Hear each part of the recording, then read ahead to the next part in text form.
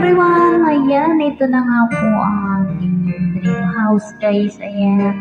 Ayan nga po yung side by side.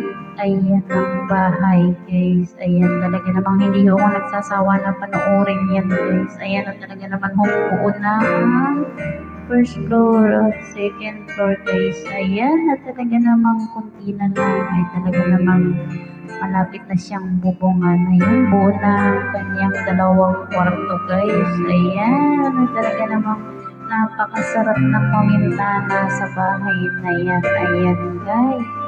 At talaga namang sulit ang pagod ng pagiging OFW. Kaya kung ikaw ay OFW, ang pangarap mo, umpisahan mo na. Ayan guys.